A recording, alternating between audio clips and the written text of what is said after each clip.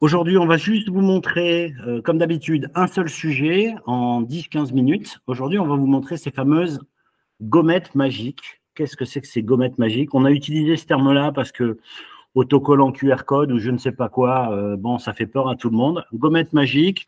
Bon, les gommettes, c'est un petit clin d'œil par rapport aux enseignants. Quand on était petit, on avait ça à l'école, enfin les vieux comme moi. Ces planches peuvent vous être envoyées par courrier si vous en avez besoin. Vous pouvez aussi en fabriquer directement depuis le site, mais le plus simple, c'est de nous les demander. Ce sont des planches d'autocollants. Chaque autocollant est repositionnable. Donc, on vous fabrique des autocollants que vous pouvez coller et décoller. Mais enfin, ceci étant, c'est simplement pour ne pas abîmer le support sur lequel vous allez le mettre. À quoi ça sert? Ces autocollants vont servir à connecter un élément digital à un morceau de papier. Comment ça marche?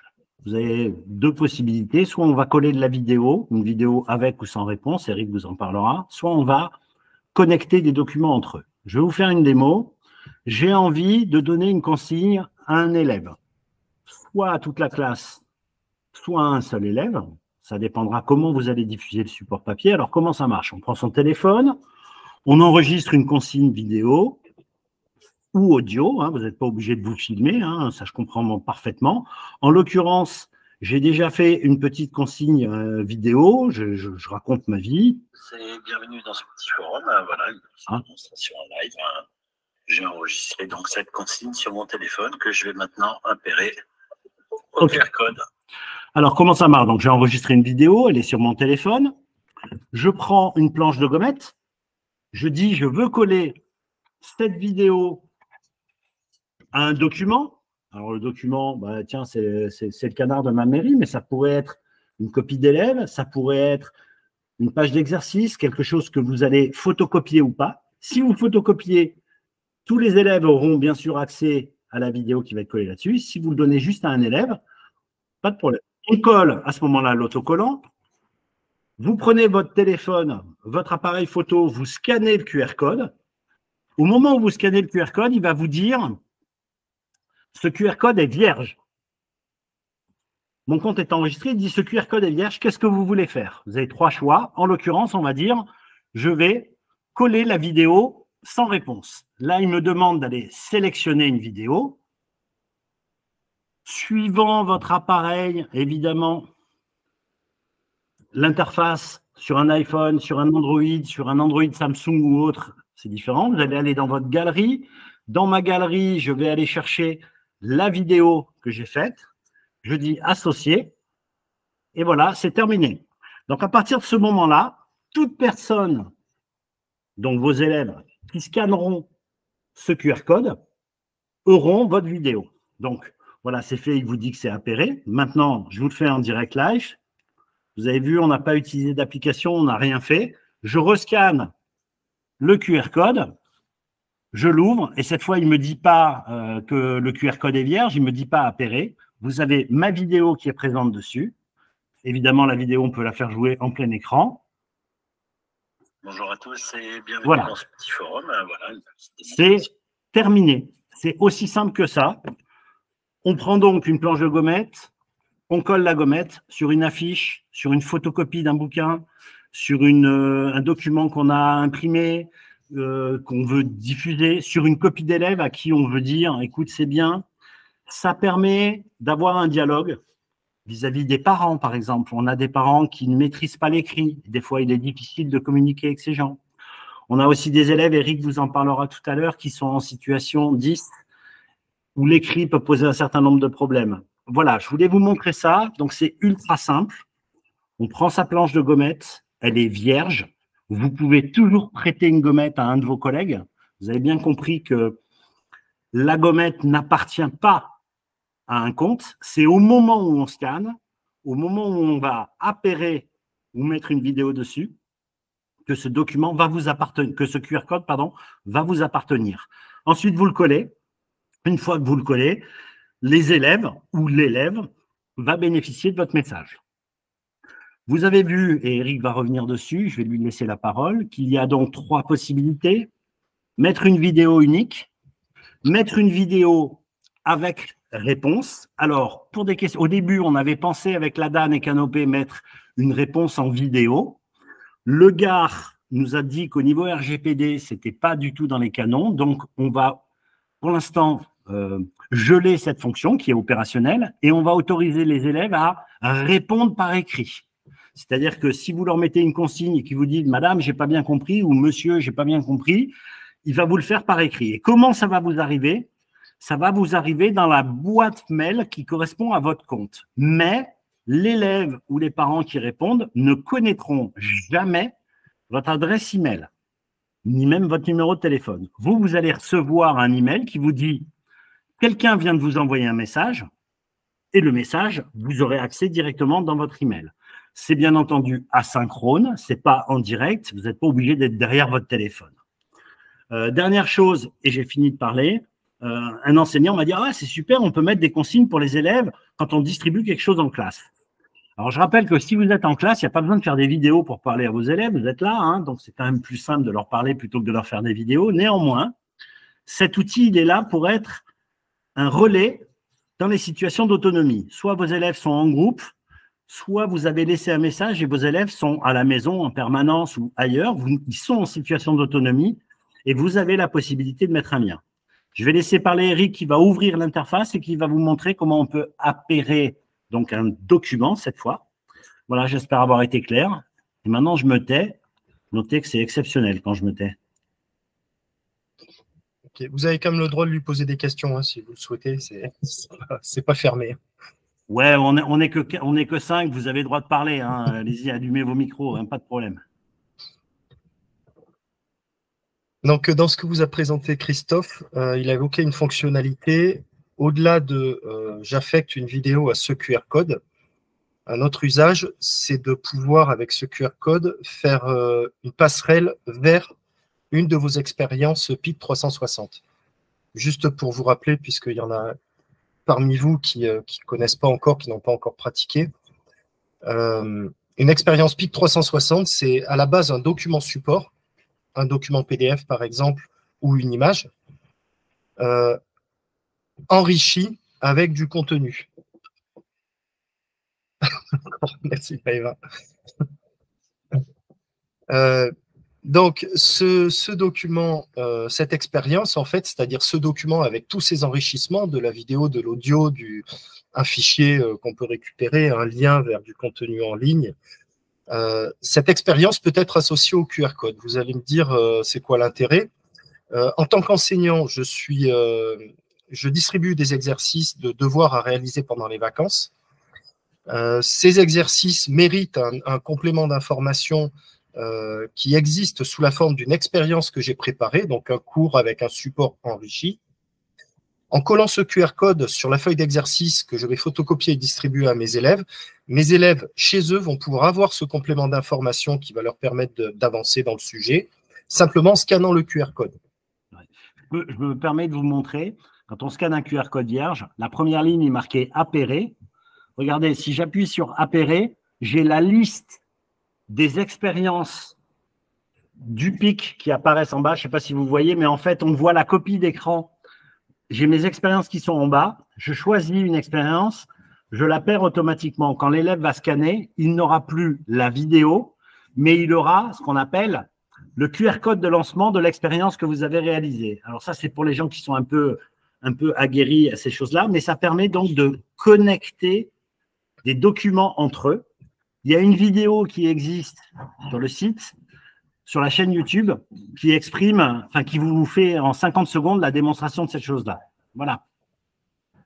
Donc en fait, lorsque l'élève va scanner, il va arriver sur une page de lancement comme celle-ci. Cette page de lancement est construite automatiquement par PIC 360 sur la base du titre du document, ici Calogero sonorisation, d'un descriptif qui a été renseigné par l'enseignant, d'une vidéo de présentation que l'enseignant aura lui-même affectée à son expérience, rien à voir avec le QR code vidéo qu'on vient de vous montrer, mais pour chaque expérience, on peut associer une vidéo explicative. C'est ce qu'a fait ici la prof de musique. Et ensuite, en cliquant sur les boutons, il va pouvoir accéder à son document enrichi. Ici, donc, une fiche de travaux pratiques musicaux avec petits pictos qui permettent de déclencher de l'écoute, une vidéo qui fait partie d'un travail où il s'agit de venir sonoriser une séquence vidéo, avec des outils que l'élève peut directement télécharger en cliquant sur des boutons. Ouais. Voilà. Remonte pour Maëva, parce qu'elle n'est pas forcément au courant, que les enrichissements qu'on voit là, non, laisse sur le Picnum, que les enrichissements sont on-off, c'est-à-dire en haut, vous avez un petit bouton. Voilà, mets-les en off. Ça, c'est le document original non enrichi. Lorsqu'on met en on, vous allez avoir ce que vous avez rajouté, en l'occurrence de la vidéo, du son, etc. Donc, le but, ce n'est pas de vous expliquer comment ça marche, mais on peut relier avec un QR code autocollant des documents entre eux, et notamment des documents qui ont été eux-mêmes enrichis. Donc, en fait, c'est le principe de connecter des éléments qui existent déjà. Ça permet quoi? Je vous donne un exemple. Vous avez fait une fiche de cours sur le théorème de Pythagore. OK, c'est un cours, vous l'avez enrichi avec de la vidéo, avec des choses un peu explicatives. Et il y a un exercice, et vous donnez un exercice sur le théorème de Pythagore. Sur cet exercice, vous pouvez coller un QR code. Donc, c'est la photocopie d'un bouquin. La page, elle existait déjà. On sort une gommette, on la colle et on va appairer la leçon qui, elle, traite, par exemple, du théorème de Pythagore. Ça permet d'orienter l'élève, au lieu de laisser l'élève en autonomie du style va sur Internet et va essayer de trouver une réponse qui aura toutes les chances d'être soit mal expliquée, soit pas bonne, soit non, entre guillemets, contrôlée par vous. Là, vous allez pouvoir orienter le surf de l'élève en lui amenant des éléments. Chose importante, vous aurez accès aux data, vous, de vos élèves, dans la version 2, qui vous permettra de voir quels sont les élèves qui ont été, entre guillemets, en difficulté ou pas par rapport à ce qui a été donné. Ce n'est pas du tout pour faire du flicage, c'est pour avoir de l'information comportementale par rapport à des éléments. Et ça, c'est très important. On a l'INRIA qui va travailler sur ce data qui n'est pas chez nous pour vous permettre d'avoir ce qu'on appelle de la prédiction d'acquisition. Et en fait, l'INRIA travaille sur un concept qui est de dire, et si on arrivait à voir le comportement des élèves par rapport à des leçons ou des exercices, notamment chez les petits, alors on pourrait prédire le niveau d'acquisition sans passer par le contrôle des connaissances. Et ça, moi j'ai été instite, je peux vous garantir que ça fait aussi gagner du temps et ça permet de voir ce qui se passe. Ça permet notamment de voir, alors je vais vous parler d'un cas très précis, mon épouse utilise ces technologies et elle s'est rendue compte en CE1, vous êtes assis, que des élèves faisaient leurs devoirs à 3 heures du matin le dimanche soir. Et là, évidemment, ça pose question. Et donc, on s'est posé la question, elle a demandé à la maman, elle dit « bah oui, mais on lui a mis la télé dans sa chambre parce qu'elle ne dort pas bien. Et donc, la nuit, c'est pas grave, il a accès à Internet et à la télévision et les parents trouvent ça tout à fait sympathique. » Donc, voilà le genre de choses. Donc, le but, c'était, elle a dit à la maman, vous savez, à cet âge-là, il vaudrait mieux qu'ils dorment plutôt qu'ils fassent leur devoir à 3 heures du matin. C'est pas tout à fait la bonne chose. Mais voilà, en fait, non pas pour contrôler, mais avoir des informations d'acquisition ou de non-acquisition. Voilà à quoi servent notre petite techno. Alors, juste un petit complément d'information. Ces fameuses planches de QR code, aujourd'hui, le plus simple, c'est de contacter Christophe et de lui dire « j'aimerais bien en avoir une ». Donc ça, c'est la formule basique. Si vous avez envie de vous compliquer la vie et de perdre du temps, vous pouvez aussi les générer vous-même. Et pour les générer, vous avez dans la partie QR code vierge la possibilité de cliquer sur le bouton pour créer une planche. Lorsque vous créez une planche, simplement vous lui donnez un nom.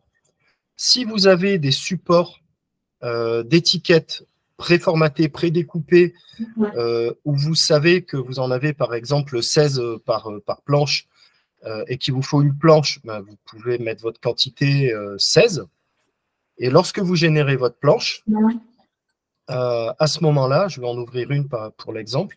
Donc là, c'est une planche de 70 QR codes. Voilà, si vous regardez ma vidéo, je suis en train de vous mettre un pack d'étiquettes. Celle qu'il est en train de vous montrer, c'est chez Avery. Voilà, c'est celle-ci. Et là, vous avez le gabarit que Eric est en train de montrer. Donc, vous êtes autonome pour en fabriquer. Voilà, donc le gabarit Avery, c'est des 48 pouces diamètre 25, c'est des petits ronds, des petites pastilles.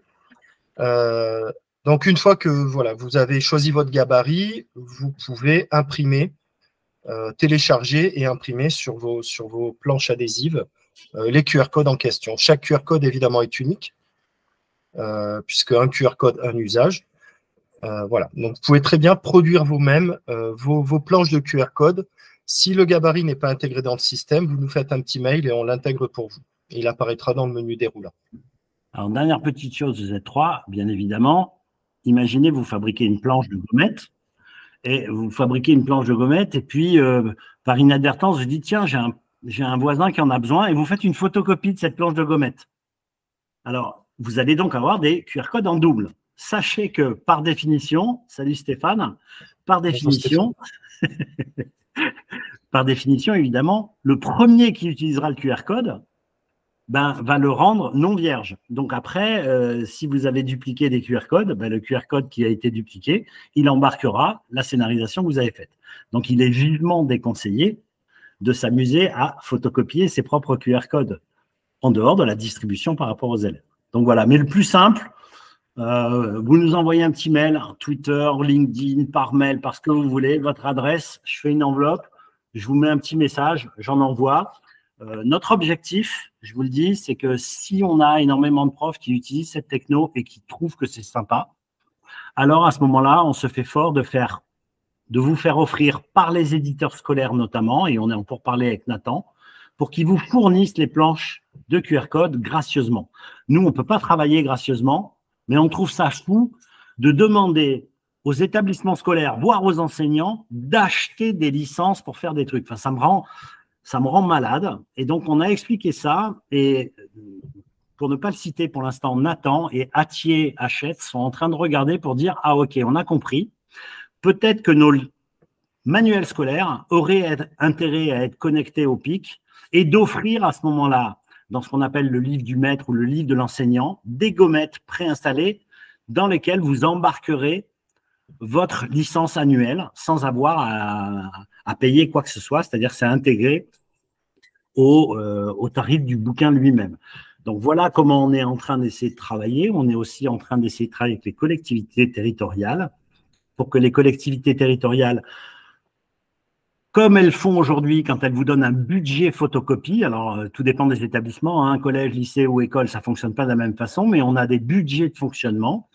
Ces budgets de fonctionnement sont liés aux collectivités territoriales. On peut imaginer qu'un outil comme le PIC est un outil, au même titre qu'une craie et un tableau noir, c'est un outil pour faire votre boulot. Vous aurez remarqué que notre métier n'est pas de faire des contenus, n'est pas de vous expliquer comment faire votre boulot, ça c'est le vôtre. Nous, on met simplement de la technologie pour vous aider à utiliser des technologies numériques et vidéo avec vos élèves. Mais en aucun cas, on va fabriquer des contenus. Ce n'est pas notre métier. Étonnamment, Canopé m'a reproché, entre guillemets, de ne pas mettre de contenu à l'intérieur du PIC. Mais justement, nous, on n'est pas là pour expliquer aux enseignants comment faire. Ce n'est pas notre métier. Donc, il y a des contenus publics que certains éditeurs ou certains enseignants vont mettre à disposition de leurs collègues gracieusement. Mais sinon, ce sont vos contenus à vous qui sont privés et qui restent les vôtres. Ce sont vos préparations. Donc, voilà, il faut bien se rendre compte que notre métier, c'est de faire de la tech, de vous écouter, de se prendre des remarques du style « ça marche pas, ça plante, c'est nul, mais vous n'avez rien compris ». Bon, ok, ça c'est notre métier. Le vôtre, c'est de l'utiliser et de faire en sorte qu'avec les élèves, vous ayez un plus parce qu'on leur a mis des consignes, parce qu'on a résolu et contourné certains problèmes 10. Eric n'en a pas parlé, je voudrais que tu en parles un peu. Ouais, simplement, moi j'ai le cas personnel d'un de mes enfants qui souffre de plusieurs troubles 10. Qui a énormément galéré, notamment sur la partie devoir à la maison. Je vous parle de ça, c'était il y a une dizaine d'années. Je peux vous assurer que s'il y avait eu cette techno du QR code vidéo qui aurait permis à l'enseignant de faire passer une consigne, non pas par écrit, à travers un mail ou à travers des notes posées à la main sur un bout de papier, mais simplement à travers un message où il était en mesure de voir la personne parler, s'adresser à lui, en lui expliquant ce qu'elle attendait de lui, je pense que ça aurait changé beaucoup de choses dans son cursus scolaire. Donc voilà, n'hésitez pas à utiliser cet outil sur des élèves qui sont en difficulté de compréhension, de messages écrits surtout. Voilà, donc c'est juste un cas d'usage qui me semble important à souligner, tester, pratiquer dans ce cas-là, parce que Je pense que ça aurait pu arranger pas mal de trucs. Ouais. Une dernière utilisation, et après, posez des questions, vous n'êtes que 4. Salut Stéphane, il y aura un replay, tu pourras revoir. Mon épouse institutrice a travaillé en maternelle, et en maternelle, on met des petits bonhommes qui sourient, des petits bonhommes qui pleurent, des petits bonhommes pour mettre des appréciations sur des dessins ou des petits travaux qui sont faits. Elle a enregistré 5-6 consignes d'appréciation audio, vidéo, avec une petite comptine, c'est bien, etc. Et elle s'adresse aux parents. Donc, elle a sur son téléphone, on va dire, un très bien, un bien, un passable et un en progrès, qui ne sont pas du tout comme ça, hein, qui sont des consignes vidéo. Et elle appare les petites gommettes à chaque fois avec la vidéo qui va bien. Et ça permet de temps en temps aux élèves d'avoir autre chose qu'un petit dessin avec un bonhomme qui sourit en vert, en orange ou en rouge, où il pleure hein, quand il est en rouge, et d'avoir une appréciation à l'oral, parce qu'ils ne savent pas encore lire, et surtout les parents entendent l'enseignant parler aux élèves. Alors, pas surtout, mais c'est relativement intéressant parce que ça permet d'avoir des commentaires, notamment sur les dessins, sur l'acquisition du bonhomme, etc. Donc, voilà comment c'est utilisé, même dans les toutes petites classes. Et c'est a fortiori dans les petites classes, puisque, évidemment, l'écrit, l'écrit n'est pas l'outil de communication idéal. Voilà, à vous de parler. Stéphane, qui, lui, est dans l'enseignement technique et supérieur. Alors, moi, pour info, je l'ai utilisé. L'année dernière, il y avait Groupe Ronan qui m'avait filé, tu sais, les stickers. Tu sais, c'était pour laisser des messages. Alors, je ne sais pas si vous avez parlé de ça, mais juste laisser des messages aux personnes. Et je l'ai utilisé avec mes élèves, parce qu'en imprimerie, pour laisser des appréciations. Et c'est assez marrant parce que pour leur montrer, ça faisait la pub en plus de pronoms en même temps, enfin la réalité du QR code et donc de Argo en même temps, enfin c'est intéressant.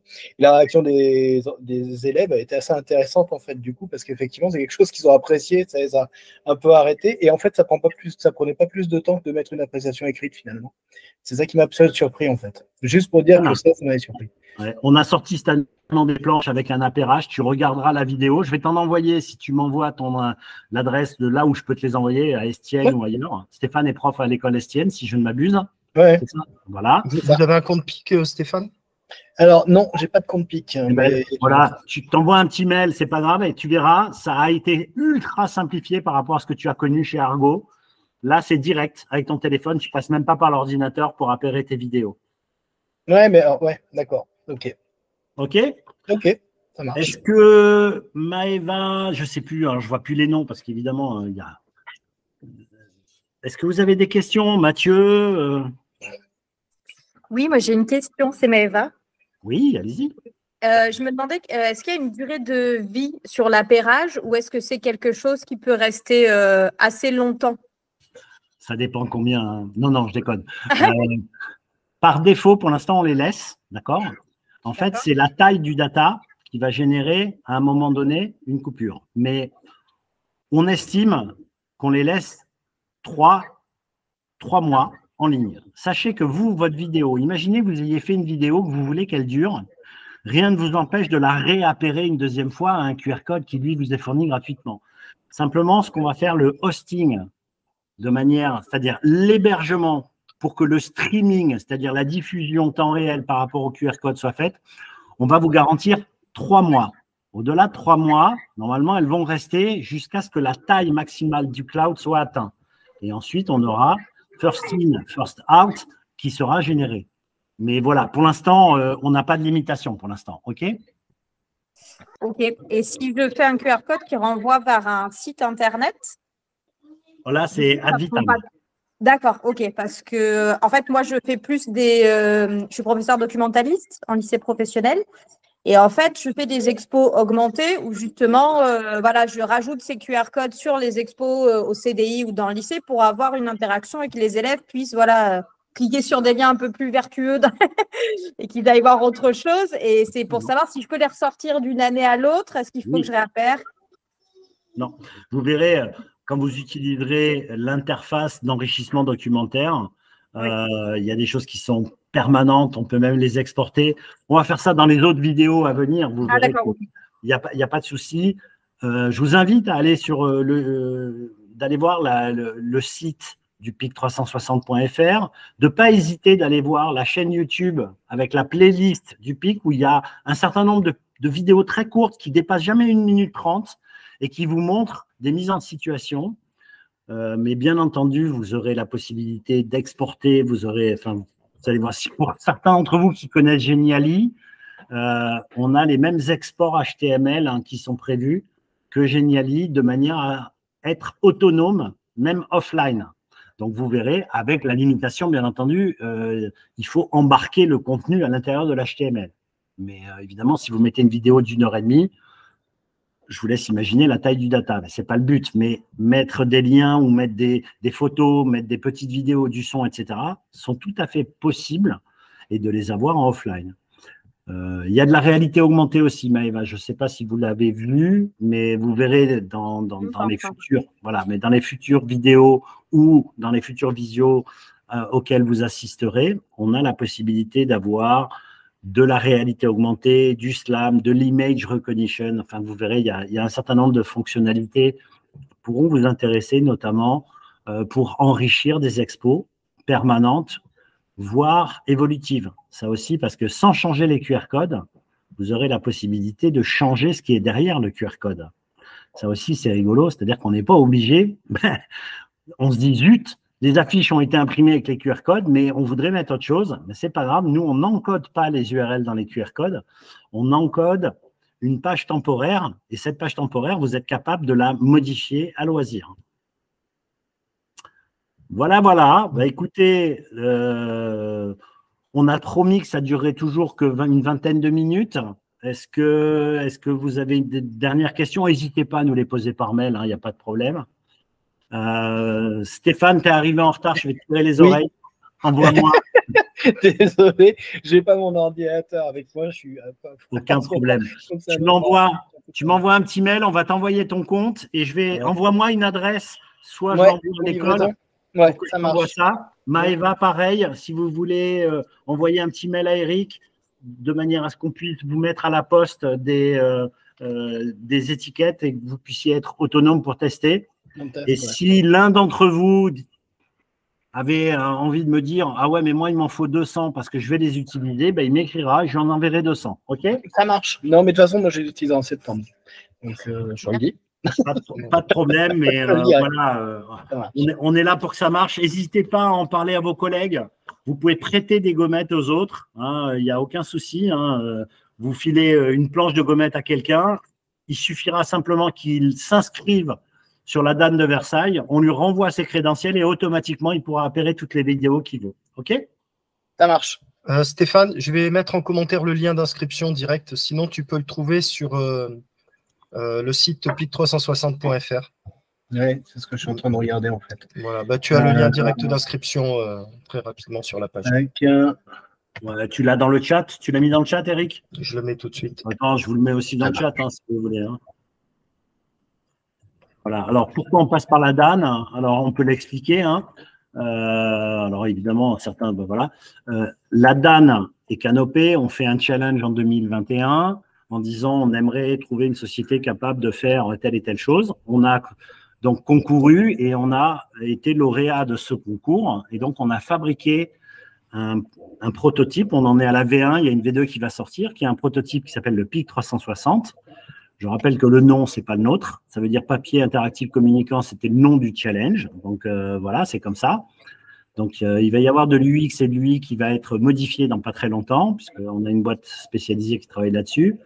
Et donc, c'est la DAN de Versailles qui met à disposition des enseignants. Alors, c'est normalement réservé à l'Académie de Versailles et à Canopé, mais on a eu l'autorisation de l'ouvrir gracieusement jusqu'à la rentrée 2023 à 100% des enseignants et on espère, comme je l'ai dit tout à l'heure, vous obtenir un mode de financement par les éditeurs scolaires pour l'ouvrir gracieusement et le maintenir le plus longtemps possible sans que ça coûte 1 centime ni aux élèves ni aux enseignants, bien évidemment. Voilà. Mais pour ça, il faut que vous nous disiez que ça sert à quelque chose, parce que si ça ne sert à rien, évidemment, on ne pourra rien faire. Mais enfin, on y met tout notre cœur et on espère vraiment que ça va servir à quelque chose. N'hésitez vraiment pas à faire des retours. Et à partager avec vos collègues, très important. Vraiment, il n'y a aucun problème. Donc, j'en ai plein pour vous. Vous me donnez vos adresses, je vous envoie ça par la poste. Je suis un vrai facteur en ce moment. J'en envoie tous les jours. C'est le courrier du cœur. Voilà. Ça marche. Merci beaucoup. Merci à vous. Merci Laurence, merci Mathieu, merci Nada, salut Stéphane.